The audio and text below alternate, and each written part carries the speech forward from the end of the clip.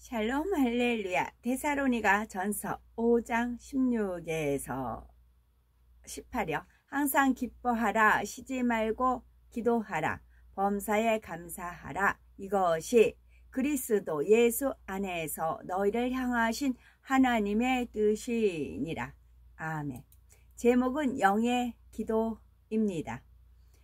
우리가 그냥 무릎 꿇고 소리내어 기도한다고 해서 다 같은 기도가 아닙니다. 하나님 나라의 큰 힘이 되는 영적인 기도, 즉 하나님께서 기뻐 흠양하시고 원수마귀 사단의 진을 깨트리는 기도라야 합니다. 그러면 하나님께서 기뻐하시는 기도는 어떠한 것일까요? 첫째는 기쁨의 기도이겠고, 두 번째는 감사의 기도, 세 번째는 쉼 없는 기도입니다. 첫째, 기쁨의 기도, 참된 영의 기도는 기쁨의 기도입니다. 이 기쁨이란 좋은 일이 생길 때만 기뻐하고 나쁜 일이 생기면 잃어버리는 것이 아닙니다. 또 속에는 기쁨이 없는데 겉으로만 웃는 것도 아니지요. 어떤 상황에서도 변함없으며 마음 깊은 곳에서 솟아나는 기쁨입니다. 세상 사람도 좋은 일이 있으면 기뻐하지만 쉽게 그 기쁨을 잃어버립니다. 원하는 일이 마음대로 되지 않을 때는 금세 기운이 빠지고 불평이 나오게 되지요. 그러나 믿음이 있는 성도는 구원해 주신 주님의 은혜가 있고 천국을 주신 하나님의 사랑이 있기 때문에 어떤 상황에서도 기쁨이 사라지지 않습니다. 어려운 일을 만나서 잠시 고민을 하다가도 하나님의 사랑을 떠올리면 다시금 기쁨이 생기지요. 기도는 반드시 믿음의 기도를 해야 합니다. 기쁨은 믿음이 있다는 증거이므로 정녕 주님과 하나님을 믿는다면 기쁨이 사라져서는 아니 되지요. 물론 죽어가는 영혼 때문에 애통해하고 죄와 비진리를 벗기 위해 회개하며 애통할 때도 있습니다. 이처럼 영적인 애통을 하면 위로부터 은혜가 임하고 이전보다 더 큰 기쁨이 넘칩니다. 죄를 버리고 사명 감당할 수 있는 새 힘도 오지요. 반면 육적으로 애통해 할 때에는 낙심하고 지쳐버립니다. 나는 기도 제물이라고 하면서 왜 이런 육적인 문제 하나 해결받지 못하나? 오랜 세월 기도했지만 아직 선을 이루지 못하고 영으로 들어가지 못해 축복도 못 받고 늘 이런 모습이구나. 저 사람은 인정받고 사랑받는데 나는 기쁨이 되지 못하는구나. 이런 육신의 생각에 눌려 힘을 잃어버리는 것입니다. 마치 회개하는 것 같지만 실상은 믿음 없는 고백이며 신세 한탄일 뿐이지요. 육신의 생각이 틈타면 마음 한편에서 하나님을 원망하거나 사람들에게 서운해합니다. 점점 기쁨이 사라지고 지치지요. 얼굴의 빛이 사라지고 심지어 사명을 놓고 싶다는 마음도 생깁니다. 로마서 8장 6절에 육신의 생각은 사망이요 영의 생각은 생명과 평안이니라 했습니다. 항상 영의 생각, 소망의 생각을 해야 합니다. 아직은 온전하지 않지만 더 변화되고 중심의 기도를 쌓으면 이런 문제도 곧 응답될 것이다 라는 소망 가운데 바라보아야 하는 것이지요. 우리 모두 항상 기쁨 속에서 아버지 하나님 앞에 나와야 되겠고, 그래서 하나님께서 우리의 기도를 즐겨 들으실 수 있어야 되겠지요. 두 번째는 감사의 기도인데요. 감사도 기쁨의 경우와 비슷합니다. 세상 사람은 자신에게 유익하면 감사하고 그렇지 않을 때에는 감사하지 못합니다. 그러나 우리는 구원의 은총을 확신한다면 그것만으로도 감사의 제목은 넘치게 됩니다. 로마서 5장 4절에 인내는 연단을, 연단은 소망을 이루는 줄 알미로다 하신 대로 하나님을 의지하는 사람은 어떤 어려움이 온다 해도 소망 중에 감사합니다. 반면 하나님 은혜에 만족하지 못하고 세상 것을 바라보면 감사할 수 없습니다. 더 풍족하게 누리는 사람을 부러워하고 자신에게 실망하지요. 때로는 주 안에서 더 인정받고 사랑받지 못하며 영으로 이루지 못한 자신의 모습이 슬퍼서 감사를 잃어버립니다. 물론 자신의 악과 부족함이 발견되며 마음이 아프죠. 그렇다고 해서 힘이 빠진 채로 있을 수는 없습니다. 그럴수록 간절히 하나님의 능력을 구해야 합니다. 제 모습을 발견케 하심에 감사합니다. 지금은 이 모습일지라도 변화될 것을 믿고 바라봐 주시니 감사합니다. 나의 힘으로는 할 수 없지만 하나님의 능력으로 성령의 도우심으로 반드시 변화되겠사오니 아버지여 더욱 힘을 주소서 이런 기도를 쌓아 나가야 하지요. 처음 우리가 성령을 받았을 때 첫사랑의 기쁨 속에 충만하게 달려갈 때를 기억해 보시기 바랍니다. 혹시 지금 그런 기쁨과 감사가 식었다면 자신에게서 그 이유를 찾아야 합니다. 우리는 살아가면서 많은 사람을 만나고 많은 일을 겪습니다.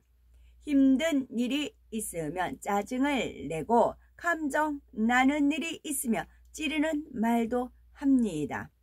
싫은 일을 당하면 오해하고 판단합니다. 영을 사모하지만 마음을 지키지 못하는 경우가 생깁니다. 이렇게 점점 육으로 쌓다 보면 성령 충만함이 차츰 식고 기쁨과 감사도 점점 떠납니다. 구원의 은혜와 하나님의 사랑을 떠올려도 점점 무감각해지지요. 하지만 성결과 선을 이루기 위해 매 순간 삶 속에서 최선을 다하면 기쁨과 감사가 떠나지 않습니다. 영을 사모하는 사람이라면 이런 모습이 되어야 합니다. 우리 안에 항상 감사와 기쁨이 넘쳐서 우리의 기도가 하나님을 기쁘시게 할 수 있는 향기로운 기도가 되어야 되겠지요. 세 번째는 쉼 없는 기도입니다. 날마다 기도회에 참석했다고 해서 쉼 없이 기도했다고 할 수는 없습니다. 하나님께서 오늘도 네 기도의 향을 받았다라고 인정해야 쉼 없는 기도를 한 것입니다. 그러기 위해서는 오직 기쁨과 감사로 기도해야 합니다. 영으로 이루지 못한 것에 대한 낙심, 인정받지 못하는 것에 대한 낙심, 축복받지 못하고 있다는 슬픔 등을 모두 내려놓아야 합니다. 4시간, 5시간씩 눈물로 기도했어도 이럴 때에는 하나님께서 기뻐 받으실 만한 향이 아니니 상급으로 쌓이지 않는 것이지요. 기도 제물로서 충성한 것이 아니라 그저 시간만 채운 거라 할 수가 있겠지요. 기쁨과 감사로 기도해야 그 기도의 향이 하나님 앞에 올라가고 성령의 감동함을 입습니다. 어떤 문제가 있다면 해결의 길이 보이고 성령의 주관 속에 깊은 것을 깨달아 생각지 못한 것들도 기도하게 됩니다. 그러나 세상 걱정, 근심을 잔뜩 지고 있거나 낙심과 슬픔 속에 기도할 때에는 충만하게 기도할 힘이 오지 않습니다. 하물며 마음의 악을 품고 기도를 한다면 영의 기도가 될 수가 없겠지요. 만약 누군가로부터 권면을 들으면 자신을 발견하는 기회로 삼고 감사해야 한다는 말씀을 머리로는 잘 알지요. 그런데 막상 권면을 받으면 속이 부글부글 끓는 경우가 있겠죠. 저 사람은 나보다 못하면서 마치 더 영으로 앞선 것처럼 행동하는구나. 자신의 눈에 돌보가 있으면서 나에게 뒤를 빼라 하나 이렇게 생각하며 마음이 불편한 것입니다. 이런 마음으로 기도한다면 그 기도의 향이 좋을 리가 없습니다. 그동안 하나님께서 기도 제물에게 항상 당부하신 말씀은 선한 향으로 기도하라 라는 말씀이지요. 그런데 어떤 분들은 나는 악이 있는데 어찌 선한 기도만 할 수 있는가? 마음이 선해야 선한 기도를 하지 이런 생각을 합니다. 하지만 비록 악을 다 버리지 못했다 해도 선하게 기도하기 위해 노력해야 합니다. 악을 다 벗고 선해질 때까지 그저 기다리기만 하는 것이 아니라 지식으로 하는 만큼이라도 선으로 생각을 바꿔 나갈 때 그 노력을 보시고 하나님께서 기도의 능력을 더하시는 것입니다. 예를 들면 어떤 여집사님이 기도 시간이 되어 교회에 나왔는데 나오기 전에 남편과 다투었습니다. 이럴 때 어떤 사람은 하나님 앞에 민망하여 회개도 하지 못하고 기운을 잃어버립니다. 내가 기도 제물이라 하면서 이렇게 여전히 악하니 어쩌나 자책하느냐고 기도할 때 중심을 모으지 못하고 중언부언하기도 합니다. 어떤 사람은 회개가 아니라 신세 한탄을 하고 남편 흠을 털어놓습니다. 하나님, 제 남편이 이 평생 나를 얼마나 고생시켰는지 나는 이러한 이유 때문에 남편에게 도무지 맞춰줄 수가 없습니다. 다른 남편들은 같이 신앙생활하고 힘이 되어주는데 내 남편은 악하여 전도를 해도 받지 않고 저를 힘들게만 합니다. 오늘도 나를 이렇게 힘들게 하는데 도대체 이 남편을 내가 어찌해야 되겠습니까? 이렇게 구구절절 눈물로 기도하지만 이런 기도는 하나님 앞에 올바른 향이 되지 않습니다. 이런 마음으로는 하나님 나라를 위해 기도하는 기도 제물의 본분을 다할 수가 없지요. 하나님 나라를 위해 기도할 때에는 사사로운 잡념이나 눌림이 없이 충만한 마음으로 해야 합니다. 자신의 문제를 해결하기 위해서는 우선 모든 문제가 결국 나에게 있음을 인정해야 하지요. 진정으로 선을 사모한다면 하나님, 내가 남편의 입장을 이해하지 못하고 상대에 맞춰주지 못하여 다투었습니다. 원수까지 사랑하라는 말씀을 항상 들었고 그런데 내가 명심하지 못하여 다투었으니 심히 죄송하고 민망합니다.